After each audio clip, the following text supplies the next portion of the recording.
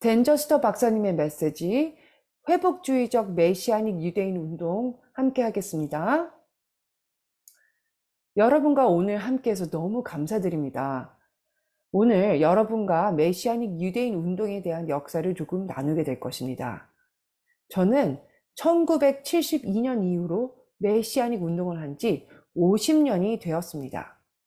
제가 속한 공동체는 오늘날까지 계속 이어오고 있고요. 또한 미국 북쪽에 처음 생긴 4곳의 메시아닉 공동체 중 하나입니다. 너무 놀랍지 않으세요? 그 당시에 저는 몰랐었는데 하나님께서는 저를 메시아닉의 주요한 기반을 확립시키기 위해 부르셨고, 여러분 공동체도 같이 주장하는 회복주의적 메시아닉 유대인 운동을 또한 확립하기 위해 주님께서 저를 부르신 이유를 알게 되었습니다. 여러분들은 교회 네트워크의 회복을 위해 나아가고 있고, 또한 저희는 메시아닉 유대인 네트워크의 회복을 위해 나아가고 있습니다. 이것은 마지막 때에 대한 부흥과 연합에 대해 믿으며, 또한 제가 앞으로 언급하려고 하는 것에 대한 연합을 믿는 것입니다. 여러분의 리더이신 랍비 이스라엘은 우리와 연결이 되어 있는데요. 연결될 수 있는 이유는 저희가 일반적인 메시아닉 유대적인 그 개념의 중요한 가치들을 더 추가하게 되었는데, 랍비 이스라엘도 동의를 했습니다. 우리가 왜 추가를 했는지, 그리고 그것이 왜 중요한지, 어떻게 시작했는지에 대해 좀 말씀드리겠습니다. 저는 랍비 이스라엘의 부모님을 1978년에 처음 알게 되었어요. 아버지이신 로저 넬슨이 시카고로 오셨을 때 제가 워싱턴에서 비행기를 타고 시카고로 날아가서 만났습니다. 저는 그때 메시아닉 유대인 공동체를 결성하기 위해 벌써 시카고를 떠나 이미 워싱턴 DC 외곽에서 공동체를 인도하고 있었습니다. 로저 넬슨 목사님은 저희와 사전 토론을 하셨고, 또 그 부인, 랍비 이스라엘의 어머니죠. 부인은 아이들을 위한 첫 번째 메시아닉 유대인 공동체 교육 과정을 작성하셨습니다. 40여 년 전에 함께 시작했기에 저희에게는 역사적인 연결고리가 깊게 있어요. 하나님께서 역사적인 연결들을 허락하셔서 저희가 함께 사역하기에 또한 특별하다고 생각합니다. 그래서 이곳에 있는 것이 저에게 큰 기쁨이에요. 저는 이곳에 오기 전에 어떤 것을 준비해야 될지 몰랐어요.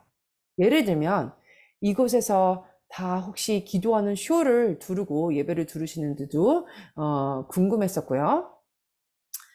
저희는 특별히 유대인 남성분들에게 샤밧 아침 예배 때 찌릿이 있는 쇼를 두르기를 권면해 드립니다. 이방인들은 굳이 그러지 않으셔도 되지만서도요. 이것은 유대인 정체성의 일부분이기 때문이에요.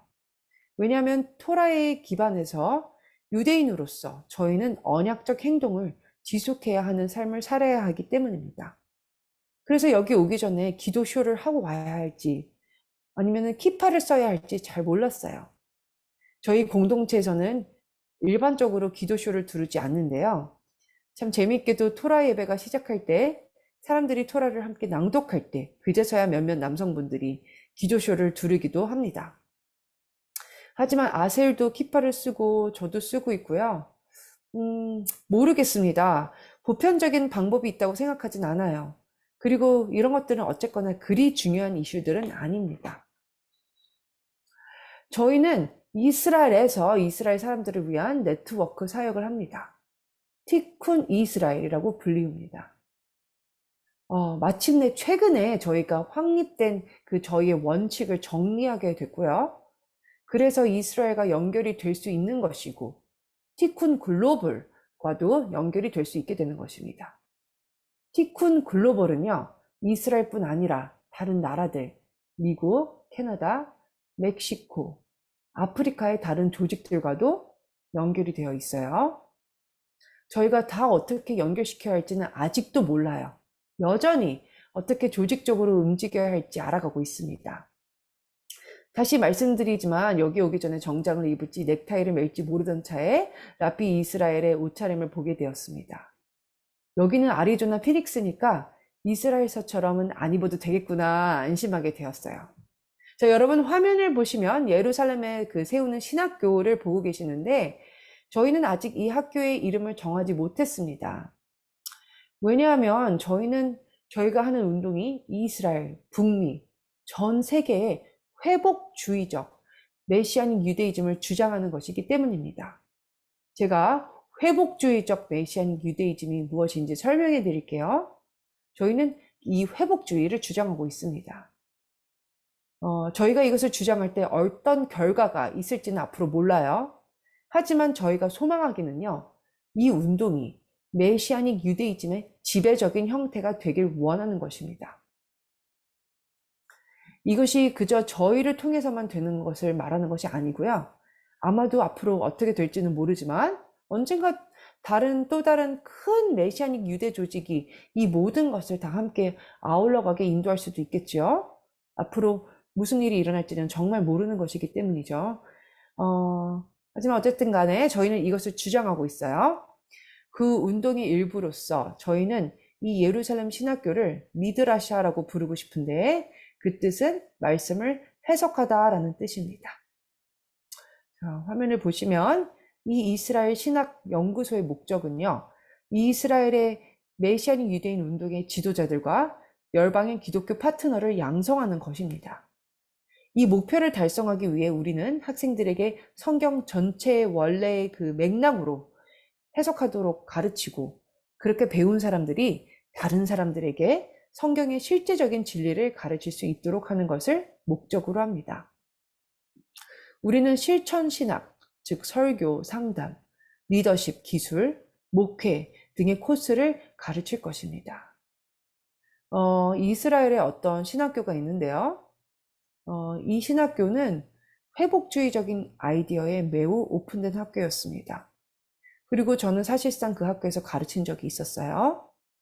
그 학교의 리더인 엘론 지미어르는 저희가 믿는 많은 것들을 함께 지향했고, 국가적으로 참 중요한 인물이었는데 마침내 돌아가셨습니다.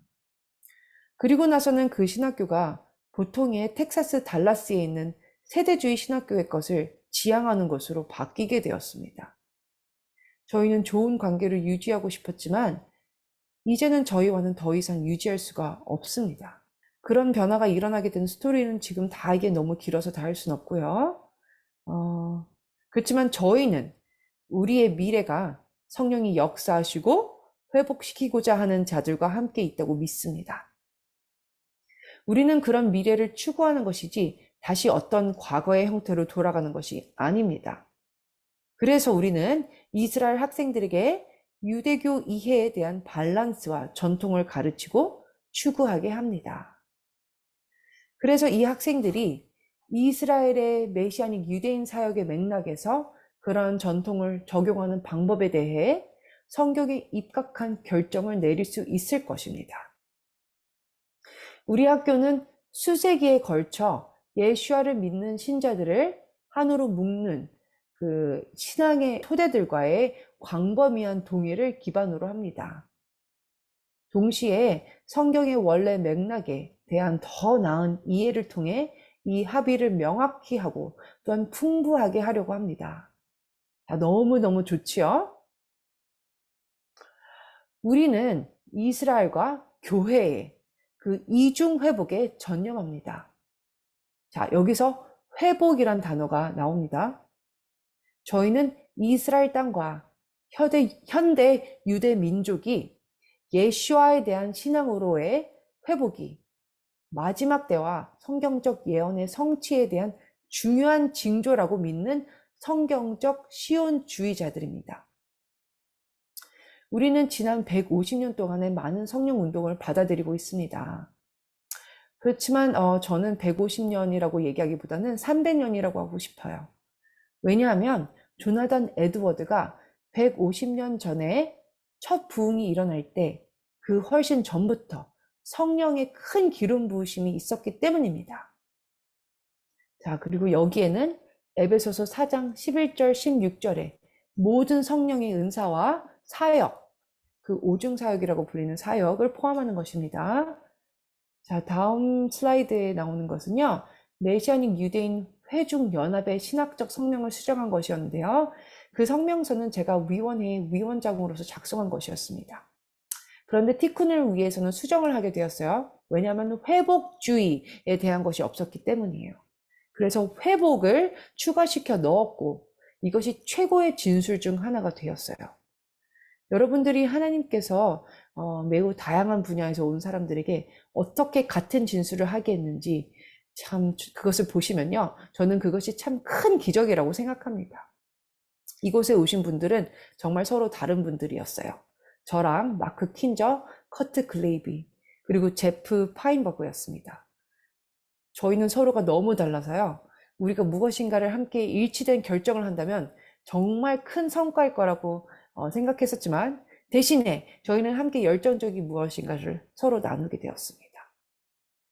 하지만 티쿤에게는 그렇게 적절하지는 않았어요. 왜냐하면 저희는 성령의 회복, 능력 같은 것을 원하기 때문입니다. 유대인 회중 연합 성명서보다 더한 것을 원한 것입니다. 저희는 티쿤의 리더로서만 일하길 원하지 않고요.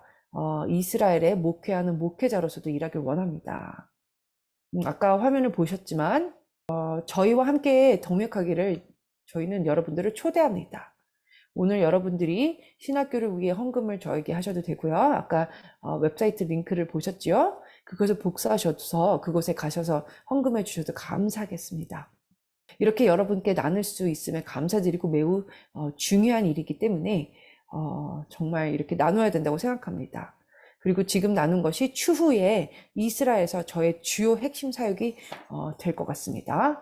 제가 책들을 좀 가져와서 소개합니다. 오늘 여러분과 나눌 것은 이 책에 관한 것인데요. 물론 다 나눌 수는 없어요. 이것은 유대인 뿌리에 대한 책입니다. 저는 메시아닉 유대인 신학의 기초라는 제목을 붙이고 싶었지만 출판사에서 많은 기독교인들이 읽어야 하기 때문에 유대인 믿음에 대한 이해라고 해서 그렇게 출판하게 됐고요. 보편적인 신학에 대한 내용인데 유대인 뿌리에 대한 아이디어들이 써 있습니다. 얼마나 많은 분들이 이 책을 읽어보셨는지 모르겠지만서도요. 이 책은 어떤 책보다 메시아닉 유대인 운동의 기초 신학에 대한 책입니다. 데이비드 스턴시의 책과 이 책은 초기 신학적 진술에 대한 책이며 어떤 책보다도 도움이 되는 계기가 될 것입니다. 데이비드 스턴시가 저보다 더 영향력을 저는 끼쳤다고 생각해요. 왜냐하면 그 본인의 신학에 대해 저의 것을 따라 쓴 것도 아니고 그분이 하나님으로부터 직접 받은 신학인데요. 저희가 서로 거의 모든 것에 함께 동의하는 데 놀랐습니다. 데이비드 스턴시는 성령의 사람이고 이분과 저는 거의 모든 것에 동의했습니다. 이 스턴시가 신학에 대해 메시아닉 유대적인 해석을 썼으니까 진짜 흥미로우실 거예요. 같은 신학으로 저는 다르게 구약에 대한 히브리 해석을 썼습니다. 데이비드 스턴시 책에서는 볼 수 없는 내용입니다. 자, 다시 얘기하지만 유대인 뿌리에 대해 쓴 것입니다. 자, 마지막 때에 이스라엘과 교회는 우리가 생각하기에 어디로 가고 있는 것 같습니까? 마지막 때의 이스라엘과 교회는 너무 중요합니다. 그래서 이것에 대해서 제가 내일 말씀드릴 거고요. 예수님이 언제쯤 오실지에 대한 저의 관점, 그것에 대해 내일 예배 때 말씀드릴 테니 그때 참석하길 권면드립니다. 자, 또 저의 책에 대해서 얘기할 텐데 우리 시대의 사회 정의, 성경, 적용에 대해 우리는 젊은이들에게 알려줘야 하겠죠. 젊은이들이 사회 정의를 위해 싸운다고 생각하시는데 정말 그럴까요? 자, 잘 모르시겠죠? 제 책을 읽으면 아시게 될 겁니다. 그리고 또 다른 책이 있는데 왜 유대인들이 정체성과 그들의 삶을 계속해서 고수하는지에 대해 그 거절할 수 없는 부르심에 대한 책이 또 있어요. 유대인으로서의 의미, 무엇을 하고 있는지, 무엇을 성취하고 있는지에 대한 책입니다. 제가 월간으로 쓰는 뉴스레터를 받기 원하시면 사인업 하시면 돼요.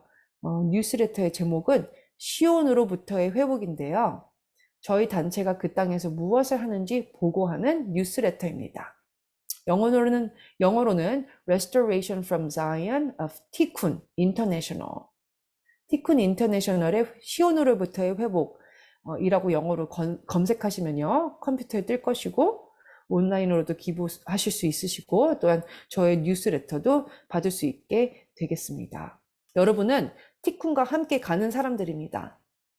제 아들과 다른 사역자들도 한 팀으로 다 여러분과 연결되어 있습니다. 제가 무엇을 하는지, 무슨 말을 하는지 여러분들이 아시면 다 좋을 것이에요. 제 아들 벤이 시온으로부터의 회복에 대해 어떤 일을 하시는지도 아시게 될 겁니다. 그래서 온라인으로 사인업 해주시면 감사하겠습니다. 요즘은 많은 분들이 온라인으로 가셔서 하시죠. 저는 아날로그 방법으로 하는 것을 좋아해요. 공항에서 종이로 된 비행기표를 저는 더 선호합니다. 비행기 입구에서 핸드폰으로 막 표를 찾다가 핸드폰을 떨어뜨리고 그러다가 잘못 누르고 다른 스크린에 또한 가게 되는 거 저는 진짜 싫어해요. 종이로 된 표를 원합니다. 제 아내 패티는 핸드폰으로 표를 찾는데 문제가 전혀 없이 아주 잘 사용합니다. 하여튼 간에 오늘 함께 했으면 좋았겠지만 사정이 있어서 함께 하지 못했어요. 오늘 저의 개인적인 신학적인 여정에 대해 여러분께 나누고 싶습니다. 제가 저희 신학적인 여정을 설명하면서 그것에 대한 중간중간에 그 포인트를 요약해서 여러분들이 기억할 수 있게 해드리겠습니다. 제가요, 미국에 있는 네덜란드 개혁교회를 다녔을 때 그곳에서 주님을 만났습니다. 예배가 주일 아침 10시 45분에 시작해서 12시 정오에 정확히 끝났습니다. 담임 목사님이 주로 아론의 축복의 그 축도를 하시면서 끝내셨지요. 그때가 1960년대 초였어요. 12시에 예배가 끝나면 엄마들과 그 아내들이 집에 있는 오븐에 로스트가 다 준비됐다는 걸 알았어요. 그래서 예배 끝나자마자 집에 가면 로스트를 꺼내서 1시가 되면 점심을 먹을 수가 있는 것입니다. 로스트가 탈까봐 걱정한 적이 한 번도 없었어요. 당시 목사님의 설교가 12시면 딱 끝났으니까요. 그런데 오늘은 샤바시기 때문에 우리는 오븐에 로스트를 할 필요도 없고 또한 제가 여러분들과 함께 하고 싶은 만큼 말씀을 길게 할 수 있겠습니다. 자, 저의 가족에 대해 좀 설명을 드릴게요. 저는 유대인 아버지와 노르웨이 분인 그 어머니 사이에서 태어났어요. 제가 9살이 되기 전에 아버지는 돌아가셨습니다. 저는 아버지로부터 엄청난 사랑을 받고 자랐고 그분은 정말 훌륭한 분이셨어요. 아버지가 돌아가셨을 때는 저에게 비극이었고 어린 제가 이해하기 힘들었습니다. 저의 어머니는 그때 믿음을 저버리고 교회에 가지 않으셨어요. 그래서 어머니가 고등학교 졸업하고 결혼하자마자 60대까지 교회에 나가지 않으시게 된 것입니다. 저희 어머니 안에서 치유가 오랜 시간 동안 이루어지게 된 것을 나누자면 이야기가 길어집니다. 어쨌든 간에 어머니는 아버지가 돌아가신 후 아버지께서 그래도 영원히 살 것이라는 믿음은 있으셨어요. 왜냐하면 교회를 다니던 신실한 삼촌들이 복음을 아버지께 전하셨었고 아버지가 그것에 대해 반응을 했었기 때문이셨습니다. 1950년대에 어머니께서 유명한 전도자의 설교들을 TV에서 보게 되셨고 하나님의 사랑에 위로를 받으시게 되셨어요. 저도 10살 때 그 유명한 스테디움에서 한 집회를 간 적이 있었는데 스테디움에 사람들이 가득 찼었습니다. 목사님이 일어나서 말씀에 대해 전하실 때 정말 강력했었어요. 말씀을 듣고 나면 하나님의 말씀이기 때문에 아무도 거부할 수 없이 믿어야만 했었던 것입니다. 그런데 저에게 나중에 신학적인 그 정신적 혼동이 일어나게 됐어요. 왜냐하면 제가 다니던 개혁교회에서의 그 목사님은요, 전통적인 개혁파라서 천년왕국에 대해서 믿지 않으셨고요. 이스라엘 민족의 마지막 부르심에 대한 것도 믿지 않으셨어요. 그것이 제가 자라오면서 받은 제자 훈련이었습니다. 그 교회에서 교육을 받고 몸을 물에 그 담그는 침례는 아니지만 물을 머리에 바르는 세례도 받았죠. 저는 근본주의 기독교인이었고 복음주의 수련회나 성경 공부 같은 것을 하면서 나중에는 대학교 때 달라스 신학교에 있는 무디 신학교에 다녔었습니다. 저는 그곳에서 제가 다니던 교회보다 더 깊이 훈련을 받게 되었어요. 근데 고등학교로 다시 돌아가겠습니다. 제가 고등학교를 졸업할 무렵에는 환란 전 휴거를 믿는 세대주의자로서 우리는 율법 아래가 아닌 은혜로 구원받고 휴거가 된다는 것을 믿게 되었어요. 그 당시 이스라엘이란 나라에 대한 믿음은 있었지만 제가 휴거된 후에 하나님께서 이스라엘을 구원한다고 믿었고 휴가가 된다는 것에 너무 흥분되었었습니다. 그날이 너무 기다려졌어요. 왜냐면 되환란 전에 휴가 된다는 거잖아요. 요한계시록에 나오는 모든 나쁜 것들이 일어날 때 이 땅에 남고 싶지 않았었습니다. 대환란 때 이 땅에 남아있지 않게 된다는 사실이 그 당시 저에게 큰 기쁨의 뉴스였어요. 제가 처음으로 시카고에서 목회를 하게 되었을 때 나중에 새신자가 예배 전에 저에게 와서 대화를 하게 됐습니다. 그녀가 말하기를 제가 지난밤에 요한계시록을 밤새 읽느라 잠을 못 잤어요. 그런데 밤새 못 잔 그녀의 눈은요, 크게 빛이 났었습니다. 요한계시록이 이해가 되시던가요? 제가 물었더니 그녀가 아니요 라고 했지요. 하지만 정말 무서웠어요. 자, 대부분의 사람들이 요한계시록을 읽으면 무서워하시는 것 같으세요. 계시록을 읽으면 이해는 다 되지 않지만 내용 자체는 좀 무섭습니다. 그런데 만약 어떤 성경 신학자가 대환란이 일어나기 전에 휴거되어 그런 환란을 다 면할 수 있다고 하면 그게 얼마나 좋은 뉴스일까요? 저는 환란을 면한다는 것에 대해 흥분되어 있었습니다. 제가 어렸을 때 그 개혁교회 목사님께서 하나님의 율법과 은혜에 대해 좋은 말씀들을 하시고 그러셨어요. 잘 귀담아 들었었어야 되는데 저는 그 당시 다른 방향으로 가고 있었죠. 저는 사역을 하기로 결정했습니다. 그래서 제가 갔었던 수련회, 미국 뉴욕에서 가장 큰 수련회이자 유명한 그 수련회에서 어떻게 하면 제가 목회자가 될 수 있을까요? 라고 물어봤더니 그곳의 모든 사람들이 세상에서 가장 좋은 신학교가 텍사스 달라스에 있는 달라스 신학교라고 했습니다. 왜냐하면 그곳이 세대주의 신학에 대해 가르치고 훌륭한 목회자가 되려면 그곳에서 학부를 마쳐야 한다고 했습니다. 그래서 제가 알겠다고 그곳에서 학위를 갖겠다고 대답했지요.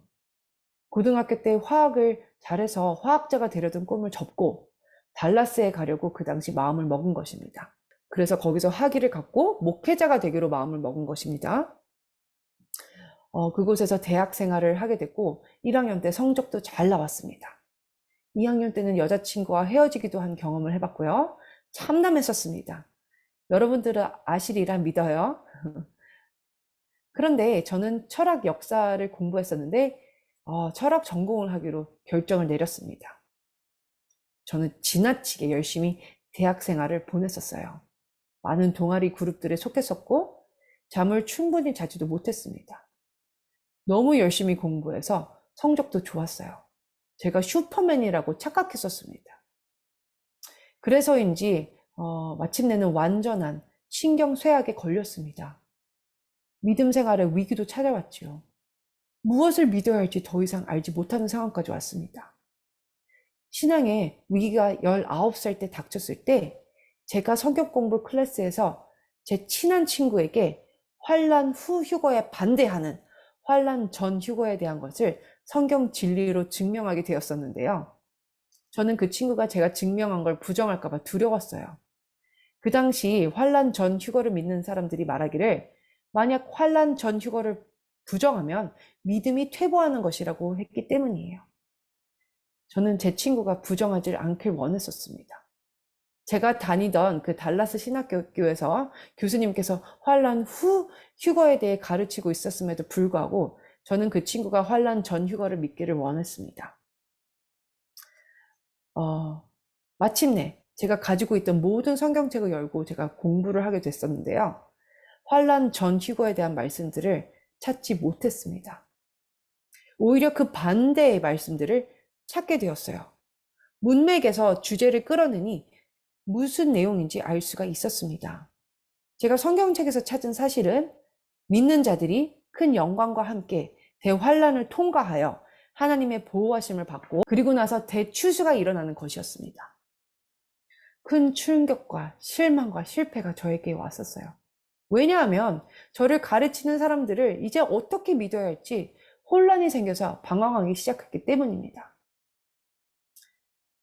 만약 이 교리를 예수님이 또한 죽으시고 부활하신 것과 버금가는 중요성을 갖고 누군가가 가르친다면 저는 누구를 믿어야 하나요? 저에게 완전한 신앙의 위기, 붕괴가 임해서 모든 것을 의심하며 생각하기 시작했습니다. 마침내 학교를 휴학하고 집으로 오게 됐습니다. 그런데 제가 집에서 있다 보니까 독립하여 나오지 않으면 제가 어머니를 의지하게 될 것 같아서 결국에는 독립하기로 결정했어요. 변화가 필요했기 때문에 시카고의 휘튼 대학으로 편입을 결정하고 세계 종교와 종교 철학을 더 깊이 공부해서 삶의 의미가 무엇인지에 대해 공부하기로 했습니다. 그래서 편입하게 됐고요. 또한 신학과 철학을 더 높은 차원에서 공부하게 됐습니다. 그래서 철학과 조교수가 되었습니다. 정신없이 공부했어요. 어떤 교수님이 저에게 너는 너의 삶을 걸고 공부하는 것 같구나 라고 했었는데 제가 맞아요 라고 했습니다. 왜냐하면 저는 진리를 찾고 있었고 그저 학위를 따려고 공부하는 것이 아니었기 때문이에요. 저는 삶의 의미의 기반이 되는 것을 찾고 있었고 그것이 저에게 전부였어요. 그렇지 않으면 삶은 의미가 없고 삶이 아무것도 아닐 수가 있기 때문입니다. 그 두 가지만이 제가 가진 옵션이었어요. 그 당시 저는 성령의 역사를 주장하는 카리스마적인 교회를 다니고 있었어요. 왜냐하면 기적을 제가 찾고 있었거든요. 이 세상이 다가 아니라는 것에 대한 증명이 될 만한 진짜 기적들이 있다라는 것을 이제 충분히 알 만한 상황이었기 때문입니다. 팔이나 다리가 없는 사람에게서 그 부분이 자라나는 기적을 목격하는데 그것에 대해 논쟁한다면 그것은 이해할 수가 없는 것입니다. 이 세상이 다가 아닌 것이에요. 합리화시키면 안 되는 것이죠. 지난달에 저랑 논쟁한 어떤 한 분이 증명된 그런 기적들 앞에서 뭐라고 했냐면 글쎄요. 저는 이런 기적들이 꼭 하나님이 살아계시다는 것을 나타낸다고 생각하지 않습니다. 아마도 뇌에 우리가 모르는 능력이 있을 수가 있고요. 우리가 알 수 없는 다른 것들이 더 있을 수 있겠지요. 라고 말했습니다. 우리가 얼마나 합리화시키는지 너무 놀랍지 않으세요? 아무튼 간에 과거로 돌아가서 당시에 저는 기적을 찾고 있었는데 다녔던 교회가 완전히 끔찍한 이단에 빠지게 됐습니다. 그래서 1969년도에 제가 떠나야 했습니다. 제가 이렇게 기적을 찾고 있을 때 1970년 봄에 그때 주님께서 저에게 오셔서 저를 다시 부르시고 저의 믿음을 새롭게 하시고 다시 바른 길로 인도하셨어요. 그런데 이 일이 일어나기 전에 저는 구약 성경 소개란 과목을 들으려던 참이었습니다. 이것이 바로 첫 번째 포인트가 될 것 같아요. 구약 성경 소개란 과목은 저에게 너무 중요했습니다. 대학교 3학년과 4학년만 들을 수 있는 과목이었어요. 그 과목에서 누가 구약서를 썼고 또한 믿을 만한 것인지 언제 쓰여졌는지에 대한 것을 배웠는데 이런 공부 분야는 구약에 대한 중요한 소개라고 불리웁니다. 만약 자유주의 신학교에서 가르치는 그 자유주의 기독교에 대해 여러분이 아신다면 자유주의 신학교에서는 모세가 모세 오경을 썼다고 믿지 않습니다. 혹시 이것에 대해 아시는 분 계신가요? 자유주의 기독교에서 모세가 모세 오경을 썼다고 믿지 않는 것을 여러분 아시나요? 지금은 제가 여러분들께 다 말씀드렸으니 다 아시게 되었습니다. 당시 저의 교수님은요, 샤무엘 슐츠이셨는데 존경받는 분이셨고 1940년대 복음주의 세계의 학자셨습니다. 그분이 말씀하시기를 우리는 자유주의의 정면으로 맞서게 될 것입니다. 최고의 학교에서 그것을 직면하게 될 것입니다. 우리는 그 학교를 졸업하더라도 복음주의 신학을 변호해야 할 것입니다. 이렇게 말씀하신 분들은요, 영웅이십니다. 제가 이런 분들 아래에서 공부할 수 있었던 것은 큰 특권이었어요. 그 중에 또한 한 명이 지금 제가 방금 언급한 사무엘 슐츠 박사님입니다. 이분은 하버드를 졸업하시고 성경의 신뢰성에 대한 가장 맹령한 비평가들 아래서 연구하시고 오늘날 유명한 자들의 멘토가 되어주셨고 또한 이 유명한 자들이 세계 전역에서 일하는데 또한 그 중에 한 명은 저의 친구이고 메시아닉 유대인 운동에 지난 40에서 45년간 함께한 친구 바로 닥터 월터이세요. 다시 과거로 돌아가서 이 사무엘 슐츠 박사님께서 모세가 모세 오경을 쓴 것을 믿는 것에 대해 클래스를 가르치시는데 제가 이전에 전혀 들어보지 않는 것에 대해 말씀하셨어요. 교수님이 그때 바로 쓰신 책이 있었는데 신명기 사랑의 복음서라는 책입니다. 뭐라고? 사랑의 복음서라고? 저는 하나님께서 이 과목을 듣게 하시면서 메시아인 유대인 리더십을 준비시키고 계시는 것을 저는 모르고 있었어요. 왜냐하면 교수님이 가르친 신명기 사랑의 복음서 과목이 후에 제가 또한 학생들에게 가르치게 됐고 저의 책 유대의 뿌리에 대한 그 기초가 되었습니다. 교수님이 쓰신 책이 무디 신학교에서 출판되었는데요. 그 학교에서 거의 출판되지 않을 뻔했어요. 그들이 신명기를 하나님의 법이라고 제목을 붙이면 안 되겠습니까? 라고 했을 때 교수님은 사랑의 복음서라고 하고 싶다고 하셨습니다. 나중에 교수님은 또 모세의 복음서란 책을 쓰셨어요. 이 책들을 여전히 구입하실 수 있을 것입니다. 그리 길지도 않아요. 모세가 쓴 책들을 바른 방향으로 보고 싶다면 슐츠 박사님의 그 두 책을 읽는 것보다 더한 것은 없을 것입니다. 이 두 책들은 저의 모든 생각을 개혁시킨 거나 다름없습니다. 제가 책에 대한 요약과 또한 다른 학자들이 이것에 대해 뭐라고 이야기했는지 조금 말씀드릴 거예요. 신명기와 특별히 십계명은 전체 토라를 이해하는 데 기초가 됩니다. 이 토라는 은혜의 언약이에요. 토라를 바르게 이해하려면 토라는 율법이 아닌 은혜의 언약의 말씀인 것을 아셔야 합니다. 율법이 토라에 있습니다. 토라의 뜻은 가르침입니다. 토라의 전체적인 가르침은 은혜의 언약이라는 것입니다.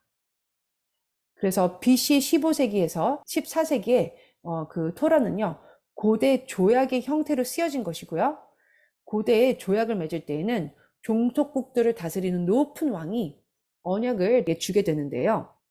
이 높은 왕이 조약을 맺을 때 너희가 아무것도 이것을 위해 한 것은 없지만 나는 이 언약을 오직 나의 은혜로 준다라고 말해요.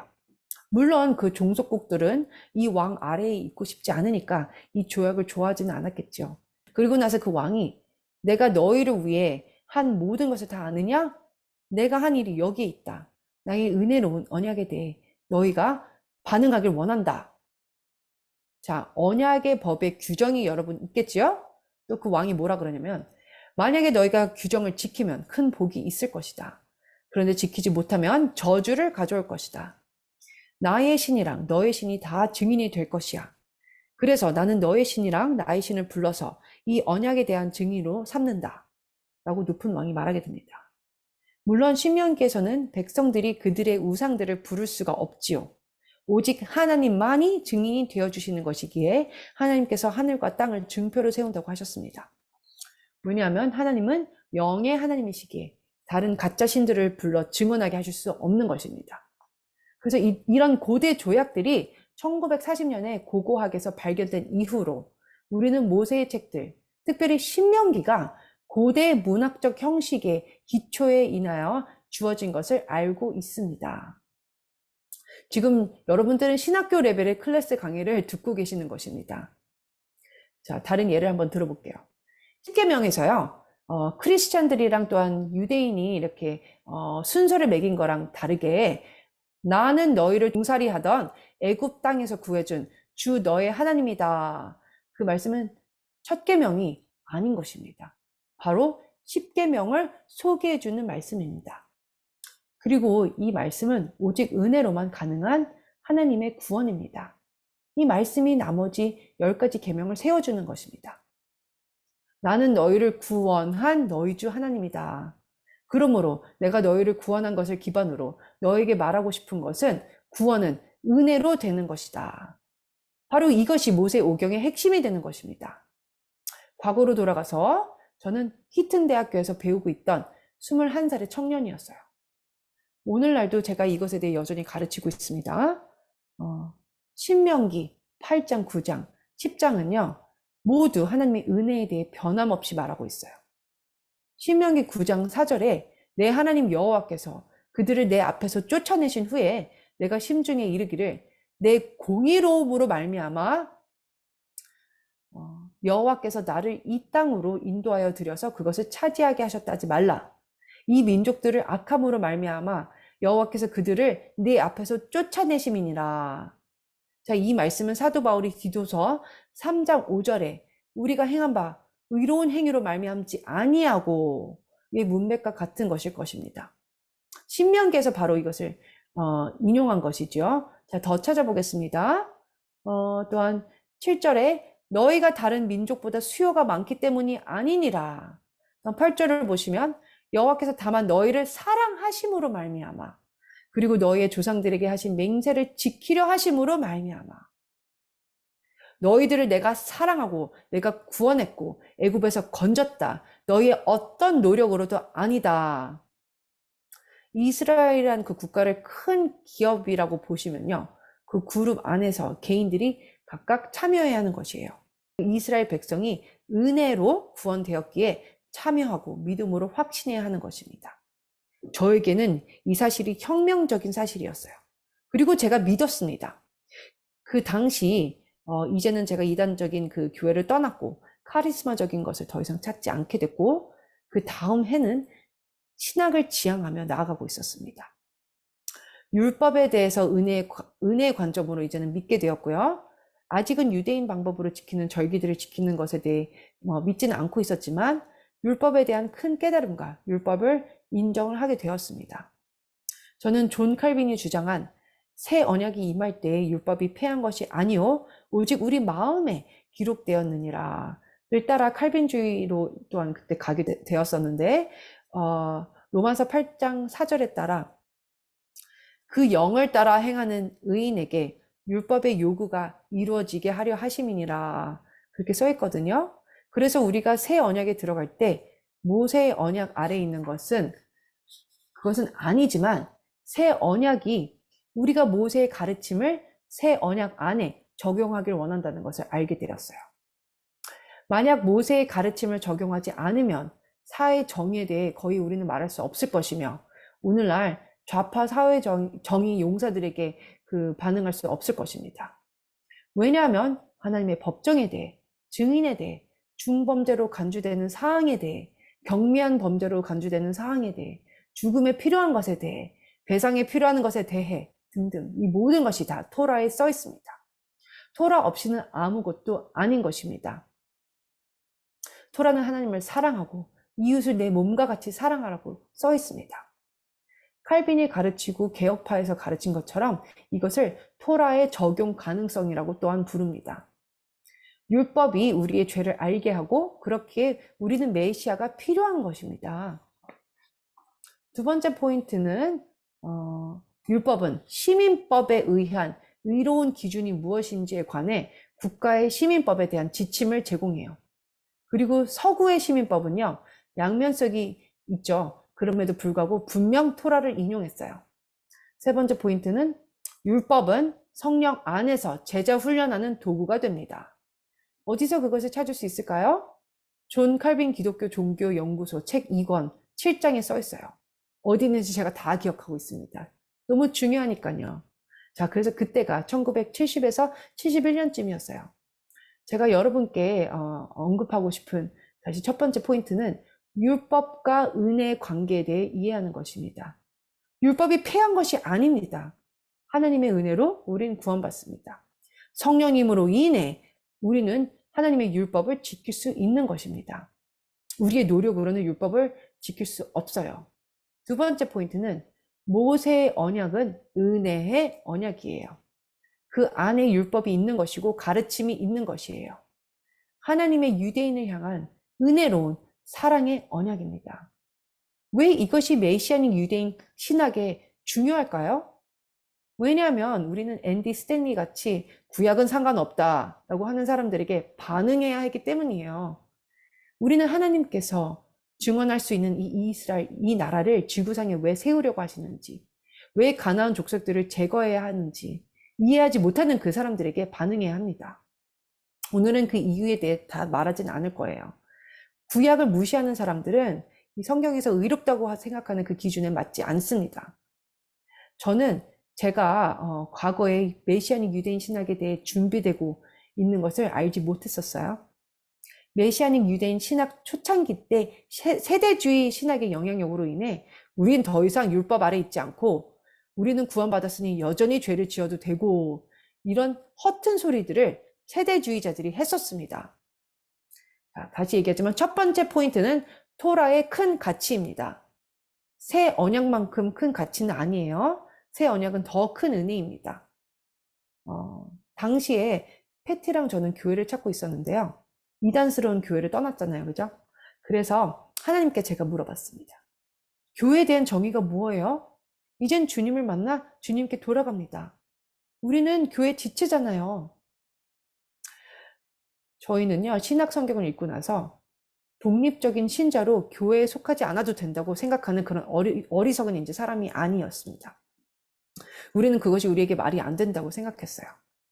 신약 성경에는 모든 믿는 자들이 그 리더 아래에서 제자 훈련을 받고 언약의 공동체 안에서 그 부르심을 받았다고 써 있어요. 저희는 이것을 알고 있었죠.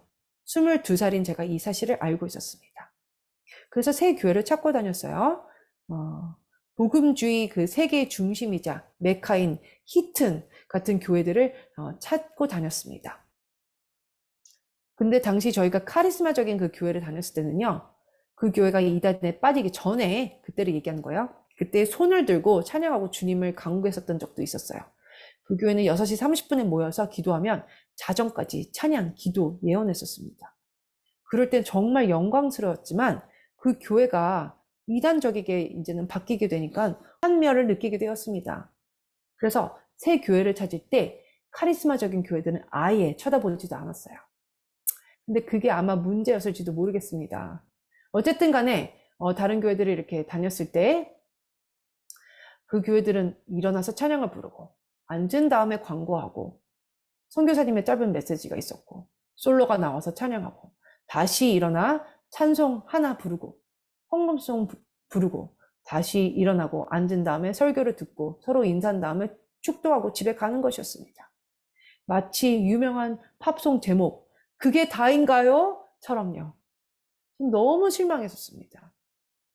패트는 당시 휘튼에 살고 있었고 저는 1시간 떨어진 곳에서 신학교를 다니고 있었는데 저희는 아직 결혼하기 전이었습니다. 신학교에서 나와 운전하면서 이제는 주말에 그 교회를 찾는 것이에요. 제 친구 중 한 명이 놀라운 이야기를 했어요. 자기가 차 사고 난 후에 교회에서 기름 부음 받고 나서 초자연적으로 아픈 것이 낫게 됐다고 하면서 성 요한 루터 교회로 오지 않겠느냐고 했죠. 그때까지만 해도 저는 교파 중에 개혁교회, 또 제 동생들이 다니던 침례교회, 오순절 교회는 알았지만 루터 교회라 흥미로웠습니다. 그래서 이제 가게 됐는데 그 교회에서 기도문을 함께 하고 난 다음에 어떤 뭐 광고를 하거나 소개를 하진 않고 계속 찬송가를 쉬지 않고 불렀습니다. 그래서 주님의 그 임재 가운데로 들어갈 수 있었어요. 그리고 나서 앞으로 나와서 이제 성찬식을 함께 했는데 그들은 거기에 가치를 크게 두며 행했습니다. 사랑이 많은 목사님이 사람들에게 설교하시기를 좋아하셨고요. 저는 그 목사님과 친구가 되었어요. 교회가 2배로 커졌습니다. 저희는 루터 교회 교인이 되었어요. 루터에 대해서 공부를 많이 하지는 못했었는데 여하튼 그 교회를 좋아하게 되었습니다. 그런데 그 교회는 그 믿음의 공동체를 만드는 것에는 큰 관심이 없었어요. 제가 당시 친구들과 함께 사도행전 2장을 읽었었는데 22살, 23살인 저희의 마음을 사도행전 2장을 읽으면서 우리의 마음이 뜨겁게 됐습니다. 들어보세요. 그들이 사도의 가르침을 받아 서로 교제하고 떡을 떼며 오로지 기도하기를 힘씁니다. 사람마다 두려워하는데 사도들로 말미암아 기사와 표적이 많이 나타나니 믿는 사람이 다 함께 있어 모든 물건을 서로 통용하고 또 재산과 소유를 팔아 각 사람의 필요를 따라 나눠주며 날마다 마음을 같이하여 성전에 모이기를 힘쓰고 집에서 떡을 떼며 기쁨과 순전한 마음으로 음식을 먹고 하나님을 찬미하며 또 온 백성에게 칭송을 받으니 주께서 구원받는 사람을 날마다 더하게 하시니라. 이 말씀에 대해 저희가 지금 깊이 들어가지는 않을 것입니다. 근데 그 당시 학계에 저명한 미국 사회학자들이 집필한 책들이 있었는데요. 사람들이 그 공동체 안에서 헤어지거나 적응 못하고 떠나거나 또한 한 곳에 더 이상 살지 못하는 그런 사람들이 미국에서 사는 방식과 또한 그들의 그 공동체적 성격에 대한 예측과 어떻게 사는지에 대한 책들이었어요. 그런 사람들은 관계가 오래 지속되지 못하고 또한 결혼하면 이혼하기도 합니다. 세상이 자꾸 바뀌고 있고 관계적 연결 측면에서 점차 관계의 어려움을 겪게 되는 시간에 들어가게 될 것이라고 얘기했습니다. 알빈 토플러는 미래에 그것이 충격을 일으킬 거라고 했습니다. 제가 친구들에게 그 당시 말하기를, 만약 우리가 공동체를 구축할 것이면 사람들이 함께 머무고 사는 삶을 또한 만들어가는, 또한 대부분이 장기적으로 머물게 되는, 물론 어떤 사람들은 나갈 수도 있겠지만 자꾸 갈라지는 문화를 반대하는, 우리는 제자를 양육하는 공동체를 구축하자고 했습니다. 저희는 오래 지속하는 언약의 관계의 사람들이 평생 함께하는 공동체를 구축하길 원했어요. 몇몇 사람이 빠져나가도 관계는 계속 지속되는 것입니다. 지금도 시카고 북부에 매우 유명한 그런 공동체가 있어요. 우리는 그들과 정말 좋은 친구입니다. 그런데 그 당시 저에게 많은 상황들이 있었어요. 장로교에서 안수를 받도록 부름을 받았고요. 또한 루터교회 목사님에게 실망하는 상황도 생겼습니다. 저는 복음주의적 학교인 트리니티 대학원을 마치자마자 장로교 신학교를 가게 됐었는데, 그곳은 정말 진보적이었어요. 자유주의적인 신학이 저를 그리 힘들게 하진 않았습니다. 왜냐하면 어리석은 과거가 저에게 있었기 때문이에요. 앞으로 산에다가 좋은 교회를 지어 사도행전 2장 42절에 좋은 공동체를 이뤄가면서 살기에 장로교회를 개척하면 좋겠다라는 생각을 했습니다. 교수가 되기보다는 목사님이 되어 그렇게 하는 것이 좋겠다고 생각했습니다. 그런데 휘튼 대학에서 저의 영적 아버지 되시는 엘시 목사님은 그 당시 최초의 히브리 기독교 장로교회의 임시 목사였어요. 그래서 제가 두 가지 포인트에 대해서 얘기했는데, 첫 번째는 모세의 토라는 하나님의 은혜의 언약이고, 그래서 우리는 토라를 사랑해야 하고 감사해야 하고 공부해야 하는 것입니다. 두 번째는 우리는 언약 공동체를 지어야 하는 부름을 받았어요. 우리는 리더십 아래에서 제자화하는 공동체를 구축해야 합니다. 그런데 공동체여야 하고요, 언약적이어야 하고 지속되어야 하는 것입니다. 자, 그래서 엘시 목사님이요, 그 당시 저에게 물어보길, 네가 신학교에서 학생 목사로서 사역하고, 그래서 내가 첫 목회하는 그런 히브리 기독교 교회 목회 사역에 더 집중할 수 있게 좀 부담을 덜어줄 수 있겠니? 그래서 제가 그러겠다고 했습니다. 메시아닉 유대인 운동이 막 시작되는 무렵이었어요. 그 당시에 목사님이 저에게 질문하실 때 미국에는 3개의 메시아닉 공동체밖에 없었습니다. 저는 2곳만 알았었습니다. 캘리포니아 쪽에 있는 한 군데는 잘 몰라요. 제가 아는 몇몇의 장로님들이 유대인이 예수님을 믿으면 여전히 유대인으로 간주가 되는 거냐고 물어보신 적이 있었어요. 저는 그 당시에는 몰랐습니다. 7년의 높은 수준의 기독교 교육을 최고의 학교에서 받았지만 아무도 그런 것에 대해 생각도 못하고 질문하지도 않았어요. 그래서 제가 공부를 해야 했습니다. 도서관에 들러서 성경을 다시 공부하기 시작했어요. 25살에 제가 제가 또한 결론을 맺게 되는데, 그 결론을 보고 충격을 먹게 됩니다. 제가 메시아닉 유대인의 기본이 되는 교리의 문장을 말씀에서 찾고 그것으로 결론을 맺었습니다. 예수님을 믿는 유대인은 유대인으로서의 정체성과 삶을 사는 것이다. 여전히 유대인에 속하고 믿는 자들과 함께 부르심을 받은 그리스도의 몸이지만 그들은 한 세 사람의 유대인 구성원이다. 그리고 그들은 이스라엘의 유대인들 중에 구원받은 남은 자들이다. 자, 이것에 대해 많은 말씀 구조들을 여러분께 드릴 수 있어요. 사도행전에서 사도 바울이 로마 총독에게 그가 충성된 유대인이라고 고백했지요. 그리고 정말 많은 말씀 구절들을 나눌 수 있겠지만 오늘은 로마서 11장을 여러분과 나눌게요. 이 구절은 자주 잘못 이해하고 있고 간과되고 있기까지 하는 구절이에요. 사도 바울이 믿는 유대인들에게 말하기를, 제사하는 처음 익은 곡식가루가 거룩한 즉 떡덩이도 그러하고. 자, 우리가 바로 유대인 믿는 자들의 처음 익은 곡식이고요. 그래서 우리를 통해 온 나라가 거룩하게 되는 것입니다.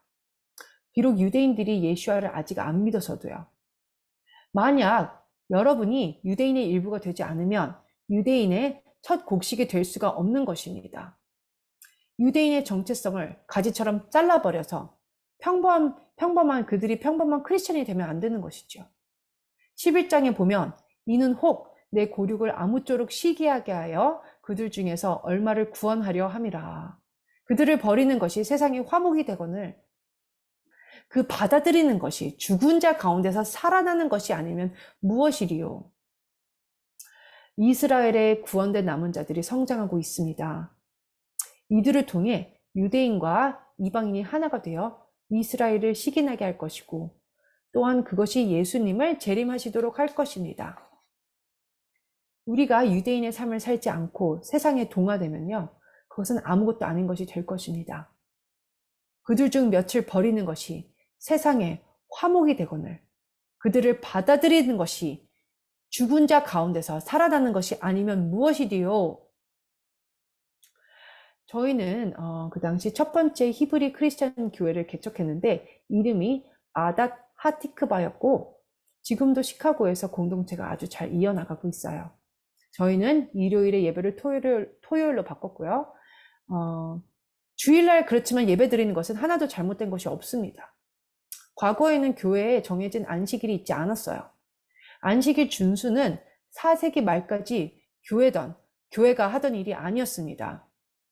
교회는 예수님이 부활한 날이 일요일이라고 알았어요. 그 일부는 안식일을 지켰지만 이방인의 그 큰 교회들에게는 정해진 안식날이 없었습니다. 유대인들은 안식일을 지켰는데 나중에 교회가 국교회가 되었을 때 일요일을 새로운 안식일로 지키라고 강요를 당했던 것입니다. 주 300년 경에 있었던 일입니다. 그래서 저희는 유대인 예배 방식을 포함시켰고요. 저희 교회에서 그 공동체에서 그리고 시카고 노회의 200교회 교회에서 만장일치로 허락을 받았습니다. 그 의회의 의장이 와서 저희가 탈릿을 쓰고 예배 드리는 것을 보고 나중에 일어나서 말하기를 제가 본 장로교 예배 중에 가장 특이한 예배였네요 라고 했어요. 진짜로 이 일이 저에게 일어나는 일인지 저 자신도 믿기 힘들었습니다. 제 자신을 꼬집으면서까지 확인해 볼 정도였으니까요. 세 번째 포인트는 예수님을 믿는 메시아닉 유대교의 유대인들은 유대인으로서의 삶을 산다입니다. 이것을 1973년도에 정의했습니다. 그러고 보니 오래전에 했네요. 네 번째 포인트는 저의 영적 아버지인 휘튼에 계시는 L씨 목사님이 저에게 책을 주셨는데 조지 레드가 쓴 하나님 왕국의 복음이란 책이었습니다. 이 책은 많은 교회의 리더십들의 신학에 대한 책이었어요. 우리가 전하는 복음이 그저 기도하고 천국에 갈 수 있는 복음이 아닌 하나님 왕국의 복음임을 처음으로 그 깊이를 깨닫게 되는 책이었습니다. 하나님 왕국의 복음이란 책에 이렇게 쓰여 있습니다. 당신은 하나님의 왕국으로부터 살도록 초대받았습니다. 만약 하나님의 왕국을 들어가게 되면 하나님께서 당신의 삶의 모든 것을 다 정리해 주실 것입니다. 하나님 왕국에 들어가려면 문을 통해 들어가야 하는데 그 문은 동시에 죽음과 예수와의 부활의 문입니다. 그 문을 통과해서 들어가면 하나님의 왕국에서 살 수 있게 되는데 왜냐하면 하나님의 나라가 이 땅에 와서 예수님의 재림과 함께 충만함을 이룰 것이기 때문입니다. 그렇지만 하나님의 나라는 지금 여기 있고 이곳에는 믿는 자의 힘과 능력이 있습니다. 그리고 성령님께서 이 시대에 일어나는 모든 것들을 감당할 힘을 주십니다. 그래서 하나님 왕국의 복음을 이해하게 되면 사람들을 제자화하게 되고 공동체 가운데로 인도하게 되고 하나님의 나라를 확장시키는 방향으로 인도해서 세상을 변화시키고 예수님 오심을 준비하게 되는 것이지요. 왕국의 복음이 온 세계에 다 전해져야 하고 그리고 나서는 마지막에 오게 되는 것입니다. 그 책에 하나님 왕국의 복음이 전해져야 한다고 써 있었습니다. 그리고 우리가 그 왕국의 복음을 전해야 하는 것이지요. 이것이 네 번째 포인트입니다. 자, 이제 저는 25살에서 26살 정도 되었습니다. 이제 다섯 번째 포인트에 대해서 말씀드릴 텐데요. 제가 장로교회에 가게 된 이유 중 하나가 그 당시 교회에서 우리는 연결된 교회이다 라고 했기 때문이에요. 장로교단이나 개혁기독교에 대한 역사를 공부하게 되면요. 그 영광스러운 역사를 알 수 있게 됩니다. 오늘날 문화적인 영향력으로 인해 좋은 것이 다 없어지게 된 것에 대해서 저는 슬프게 생각합니다. 아직도 전통적인 교회들이 있지만서도요. 그런데 우리는 연결된 교회이다는 무슨 뜻일까요? 모든 교회가 서로 연결되어 서로 간에 상호 관계를 이루고 잘못된 부분이 있으면 말하고 함께 고쳐가고 그런 확장된 기독교 형태의 그 운동을 말하는 것입니다. 독립적인 교회들이 자체적으로 있는 것이 아닌 것입니다. 왜냐하면 제가 대학교 때 다녔던 그 교회는 독립적인 교회는 이단으로 바뀌어서 거짓으로 인해 친구들과 친척들 간의 그 관계를 완전히 망쳐놨고 50년이 지난 오늘날까지도 여전히 관계가 힘든 자들이 있어요. 그래서 전 독립적인 교회를 신뢰하진 않습니다. 장로교단의 좋은 점을 잠시 말씀드리고 싶어요. 큰 교회 목회자의 그 스캔들이나 재정적인 문제에 대해 싸운 소식에 대해 여러분들 들어보신 분 계신가요? 장로교에서 스캔들에 대해 들어보신 분이 계신가요? 저는 한 번도 들어본 적이 없어요. 저는 오늘날 장로교단의 그 가르침을 말하는 것이 아닌 것입니다. 오늘날은 장로교단이 이단적인 가르침을 하고 있습니다. 저는 그것을 얘기하는 것이 아닌 그 장로교단의 역사를 말하는 것입니다. 자, 왜 장로교단은 모든 재정을 공개하죠? 모든 교회들이 서로에게 책임을 지고 또한 시카고에 있는 200여 개의 교회 장로님들과 목사님들 그 의회에서 감독들이 선출되어서 이 일을 해결했습니다. 모든 목사님들의 월급 현황에 대해 또한 우리가 다 알았습니다.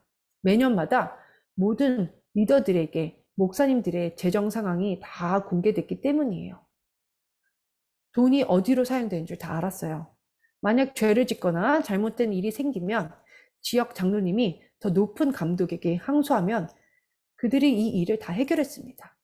항소가 총회 상임 사법위원회까지 가기도 했었습니다. 여러분들이 메시아닉 유대교 연합단체를 보시면 이와 비슷하게 하고 있는 것을 보실 수 있을 거예요. 왜냐하면 제가 장로교단에서 영향력을 받았기 때문이에요. 우리는 사법적 항소를 할 수 있고요. 모든 것을 공개하고 기준도 있습니다. 메시아닉 유대교 연합단체에서 스캔들에 대해서 여러분들 들어보신 적 있으신가요? 없으실 것이에요. 왜냐하면 책임감의 기준과 모든 것을 공개하고 무엇인가 잘못되면 법정에 항소할 수도 있기 때문입니다. 저는 독립적인 교회를 믿지 않아요. 좋은 독립적인 교회들도 많긴 하지만서도요. 그들을 인정하지만 안전하지는 않다라는 것입니다. 이상적이지 않다라는 것이죠. 신약에 뭐라고 써있지요? 교회는 사도의 감독하에 함께 연결되어 있다라고 써있습니다. 독립적인 교회라고 써있지 않아요. 사도 바울은 디도에게 그레데에 가서 상황을 잘 정리하길 원한다라고 했어요. 교회는 독립 개체가 아닙니다. 서로 상호작용할 수 있도록 연결되어 있어요. 사도행전 15장에서 교회들은 의회에 순종해야 했었습니다. 어떻게 교회 정부 또한 의회가 시작되는지 본보기가 되는 것입니다. 교회 의회는 장로님들이 임의로 장로님들을 뽑고 지명한 것이 아닌 서로 연결이 되어서 도시의 장로 직분과 또한 사도적 지도력으로 함께 연결되어 있습니다. 다섯 번째 포인트는 우리는 연결된 공동체로 부르심을 받았다는 것입니다. 제가 예수님을 믿는 유대인은 유대인으로서의 정체성을 갖고 유대적인 삶을 살 수 있다라고 했잖아요. 이것에 추가된 것이 있습니다. 어떤 메시아닉 유대인들은 추가된 것을 따르지 않고 있긴 합니다. 그래서 여섯 번째 포인트를 알려드립니다. 추가된 것은 우리는 성령님의 초자연적인 능력을 믿어야 합니다. 우리는 성령님의 능력을 받아들여야 합니다. 왜 추가를 하게 되는지 알려드릴게요. 자, 그래서 과거로 돌아가자면요. 저는 성령의 역사를 인정하지 않는 유대인 장로교 메시아닉이었습니다. 유대인 정체성으로 유대적인 방식으로 살고 예수님을 믿는 믿음으로 나아갔는데요. 공동체의 삶을 추구하고 토라를 믿고 언약 공동체를 구축하려고 시도했습니다.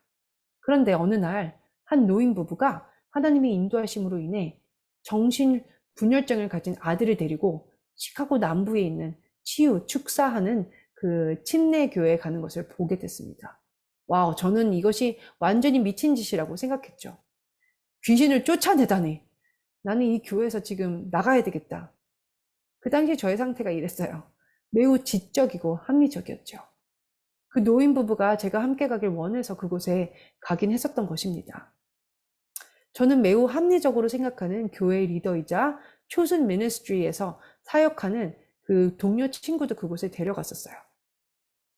다 자세히 말할 수는 없지만 그곳에서 제 친구는 자기 안에 악한 영으로부터 자유케 된 역사가 일어났습니다. 어렸을 때부터 아무리 기도해도 떠나지 않았던 그 악한 영이 그 친구가 회개도 했었지만 다시 그 죄로 돌아가곤 했었는데 그 집회에서 축사 기도를 하고 나서 또한 치유가 되고 최근까지도 메시아닉 유대 운동에서 잘 알려진 리더가 되었습니다. 우리는 이 성령의 역사가 정말 사실이라는 것을 깨달았어요. 사람들이 다 함께 있을 때 제가 상담을 성공적으로 한 적은 그리 없었지만 사람들에게 기도의 힘으로 인해 사단의 그 역사와 눌림에서 해방된다고 이제는 가르쳤습니다. 사단의 역사는 제가 시카고에 살았던 아파트에서도 많이 있었어요. 우리는 이런 분들을 위해 기도했습니다. 그룹으로 나뉘어서 기도하다가 보니까 제가 방언으로 기도하고 있지 뭐예요? 저는 이전에 방언하기를 소망했었지만 포기했었어요. 왜냐하면 그런 그 카리스마적인 역사를 하는 교회를 다니다가 진짜가 아니라는 것을 알고 포기했었지요. 제가 방언으로 기도하면서 성령의 도우심으로 이제는 무엇을 해야 하는지 알게 되었습니다. 여러분들이요, 악한 영으로부터 해방되면요, 어떻게 해야 될지 모르기 때문에 성령의 도우심이 필요합니다. 성령의 인도하심이 필요해요. 혼자의 힘으로는 해결이 안 됩니다. 다시 시카고로 제가 이제 그 과거로 돌아가자면 제가 방언으로 기도할 때 저는 무엇이 문제인지 어떻게 직면해야 되는지 이제는 성령 때문에 알게 되었습니다. 방언이 진짜구나. 이전에는요, 아무것도 아닌 줄 알았어요. 이제는 성령의 초자연적인 역사를 인정하게 됐습니다. 자, 그리고 나서 저는 워싱턴으로 부름을 받게 되었어요. 메시아라는 곳을 담임 목회했었고요. 15년 동안 메시아닉 운동의 본보기가 되는 공동체로 성장했습니다. 벳 메시아 공동체와 벳 예슈아 공동체는요, 연합을 위한 두 대의 큰 배의 그 역할을 하는 곳입니다. 하루는 제가 주님과 조용히 교제를 하는데요. 이제는 여러분이 저를 다르게 생각하셔야 합니다. 이전은 육신의 것을 추구한 저였지만 이제는 성경 읽는 시간보다 기도하는 시간이 가장 제가 좋아하는 시간이 된 것입니다.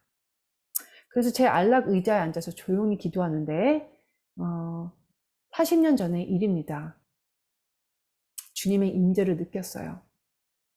주님께서 저를 메시아닉 유대인 리더로 부르셨다라고 하셨어요.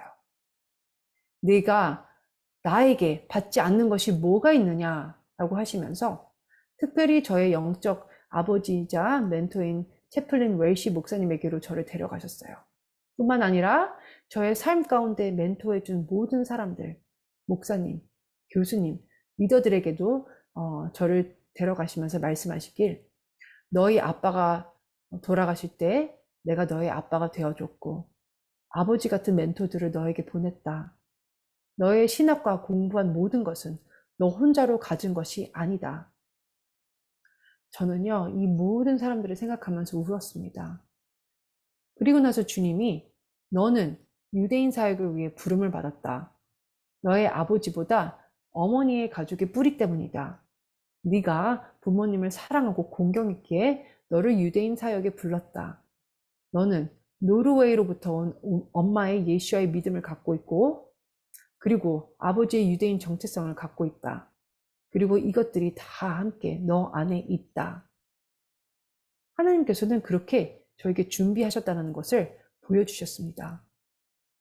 저는 하나님께서 아버지보다 어머니의 노르웨이 쪽의 신앙으로 부르심을 받았다는 것에 대해 이해가 잘 되지 않았어요. 저희 어머니께서는 항상 네가 유대인인 것을 자랑스러워해라 라고 말씀하셨습니다.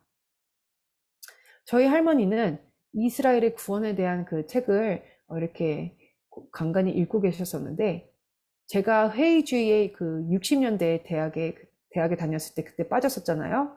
네.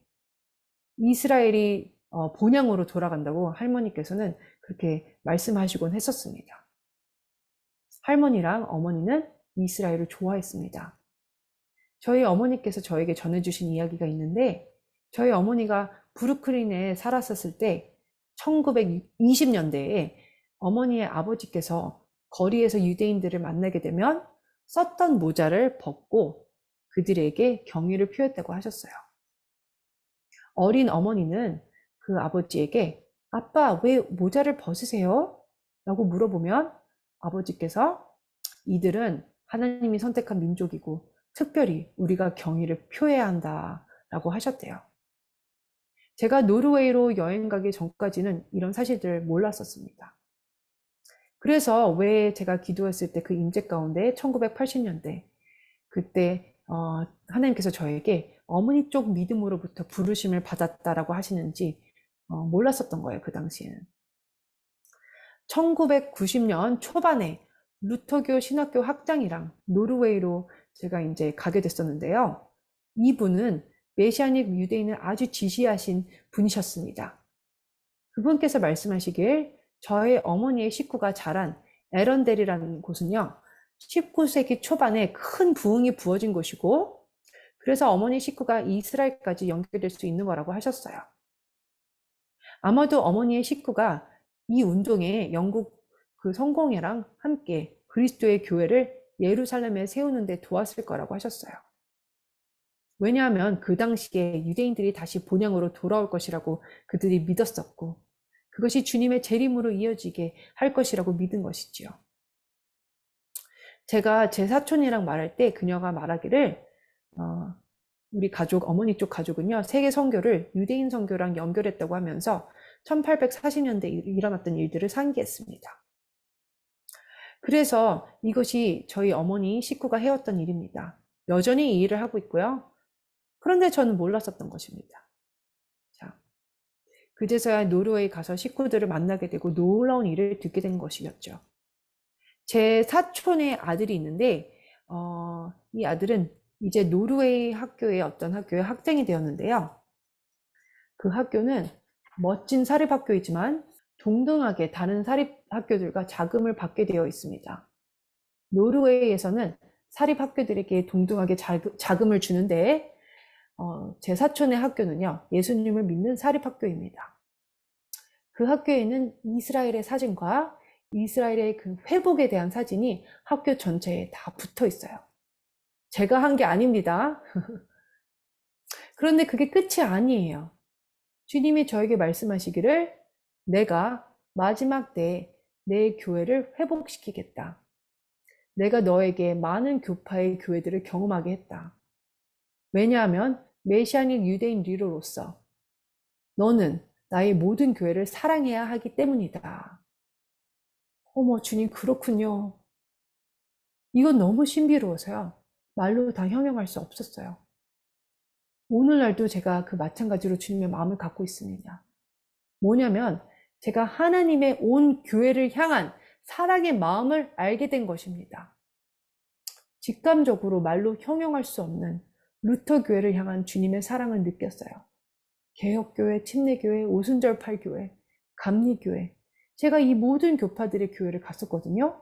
더 많은 교회들을 가기도 했었지만 이 모든 교회가 다 진리에 대한 중요한 부분을 말하고 있는데 마지막 때에 우리는 다 함께 나아가게 될 것입니다. 주님께서 말씀하시기를 요한복음 17장의 기도가 이루어질 것이다. 예수님께서 저들도 나와 아버지가 하나 된 것 같이 하나가 되게 해달라고 기도하셨고 그래서 세상이 주님을 믿게 해달라고 기도하셨습니다. 그것이 성취될 때는 세상의 구속이 임하기 전이며 세상이 끝나기 전이고 대환란이 일어난 후인 것입니다. 그랬을 때 모든 세계 교회가 하나로 연합하게 되는 것이지요. 이 모든 것이 바로 세상이 예수님을 믿게 되는 것을 말하는 것입니다. 교회가 하나가 되고 그래서 예수님의 기도를 세상이 믿게 되고 그것이 문자 그대로 이뤄지게 될 것이라고 믿는 것입니다.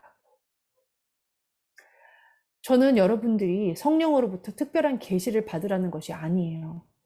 그저 여러분들이 말씀이 그렇게 얘기하는지 확신을, 믿음을 가지시길 원합니다. 항상 그렇게 말씀하고 계셨어요. 주님께서는 내가 내 교회를 회복시키리라.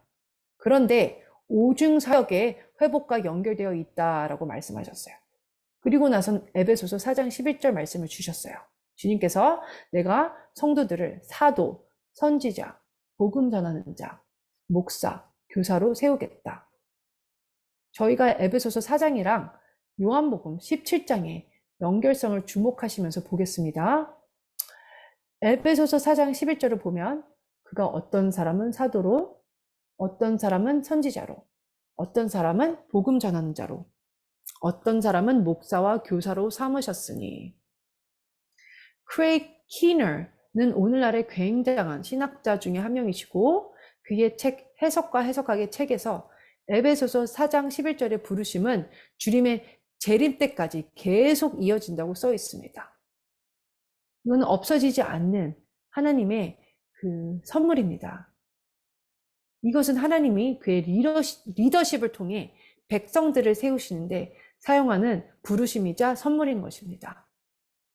말씀을 계속 보면요. 에베소서 4장 12절에 이는 성도를 온전하게 하여, 자, 저희 모두를 온전하게 한다는 뜻이죠. 봉사의 일을 하게 하며 그리스도의 몸을 세우려 하심이라. 자, 계속 리더십을 세우고 제자화를 하는 것을 말씀하시는 거지, 그 리더십들이 모든 일을 다 한다라고 얘기하는 것이 아닙니다. 13절, 우리가 다 하나님의 아들을 믿는 것과 아는 일에 하나가 되어. 자, 여기서 하나가 된다고 하는데 요한복음 17장에 나오는 말씀이죠. 온전한 사람을 이루어 그리스도의 장성한 분량이 충만한 데까지 이르리니. 이 말씀은 재림 이후를 말하는 걸까요? 아니면 그 전을 말하는 걸까요? 우리는 주님이 영광스러운 교회를 위해 오신다라는 찬양을 합니다. 문맥을 보시면 재림 이후인가요? 아니면 전인가요? 당연히 그분께서는 온 세상이 성숙한 주님의 몸으로 이르게 하실 것입니다. 자, 그러면 주님을 고백하는 모든 사람에게 해당되나요? 아니요. 대표하는 사람들이 있을 것입니다. 남은 자일 수가 있는 것입니다. 성숙한 주님의 사람들의 그룹이 있을 것입니다. 그 성숙함의 레벨에 여러분이 계시다면 여러분은 부흥 가운데 계시는 것입니다. 주님께서 사도행전 2장을 보여주시면서 이 말씀은 앞으로 일어날 말씀이라고 하셨어요. 사도행전 2장에 보면 베드로가 말하길 주님께서 말세의 모든 육체에게 성령을 부어주시겠다라고 했어요. 그리고 그것이 바로 그 시간에 일어난 일이라고 했습니다. 그러나 베드로가 또 말하기를 이 일은 영화로운 주님의 날이 일어나기 전에 일어날 것이라고 했어요.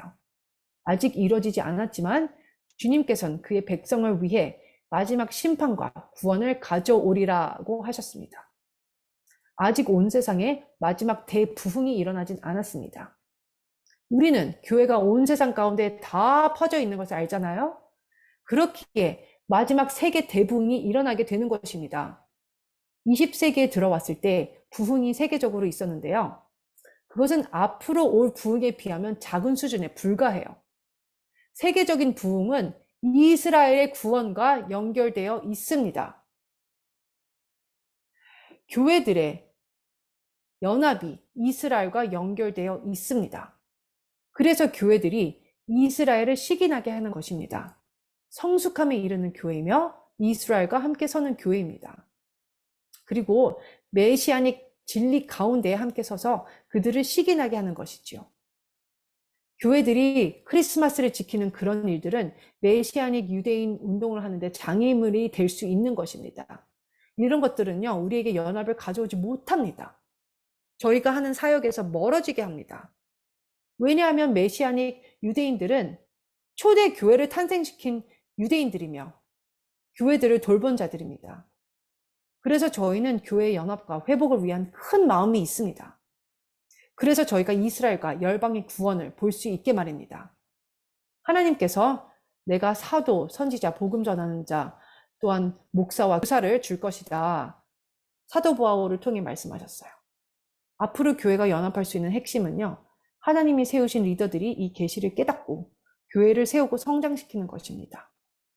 앞으로 올 연합과 성숙함이 세상이 복음화가 되는 것을 보고 하나님 왕국의 복음이 온 세상에 이루고 그래서 이스라엘이 시기가 나서 주님께 돌아오는 눈을 가지고 봐야 하는 것입니다. 메시아닉 유대인 운동을 하는 저로서 저희는 그 이스라엘만 구원받는 것을 원하는 것이 아닌 회복된 교회와 이스라엘이 함께 구원되는 것을 보는 것을 원합니다. 티쿤에서는요, 친교회 운동을 합니다. 여러분이 상상하시는 것보다 더 친교회 운동을 합니다. 그러나 저희는 또한 완전한 메시아닉 유대적인 것을 지향합니다. 그것이 바로 티쿤을 이어가게 합니다. 티쿤은 회복을 의미합니다. 저희가 회복주의적인 메시아닉 유대교를 주장하는 이유도 여기에 있습니다. 이 모든 것이 다 함께 가게 되는 것입니다. 그래서 포인트들을 제가 요약하겠습니다.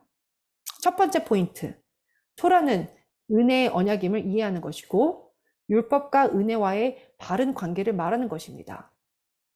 두 번째 포인트, 사도행전 2장 42절에 공동체가 언약 관계이며 지속되며 서로 돕고 주님을 닮아가도록 서로 도와주는 것입니다. 세 번째는 복음은 하나님 왕국의 복음이며 그것이 온 세상에 전파되고 증인이 될 때 주님이 재림하시게 되는 것입니다.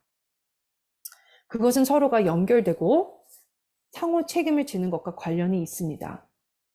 네 번째 포인트는 예수님을 믿게 되는 유대인들은 유대인으로서의 삶과 정체성을 갖고 살 수 있습니다. 저희는 그런 공동체를 만들고 양육하고 돕고 있습니다. 유대인들이 독립적으로 혼자 공동체를 형성하기에는 힘들거든요. 다섯 번째 포인트, 성령의 초자연적인 치유와 축사를 믿어야 합니다. 여섯 번째 포인트는 하나님께서는 요한복음 17장의 하나됨의 말씀처럼 교회들을 회복시킬 것입니다. 그 뒤에, 그 요한복음 17장 뒤에 부흥으로 인도하시며 이제는 오중사역을 하게 하실 것입니다. 이 모든 것을 믿으신다면 여러분들은 티쿤이세요. 이것에 저희가 다 동의하며 메시아닉 유대인 운동에 추가한 그 사항들인 것입니다. 저희는 이것이 충만하게 확립되며 세상의 능력이 임하길 원합니다. 할렐루야. 기도하겠습니다. 아버지, 우리에게 함께 이런 시간을 허락하심에 감사하고 주님을 찬양합니다. 예수와의 이름으로 저희가 오늘 들은 것에 대해 헌신하고 믿길 원합니다. 주님의 생명, 능력, 은혜를 허락해 주세요. 성령의 능력으로 주님의 뜻이 이루어지게 하소서. 예수와의 이름으로 기도드렸습니다. 아멘.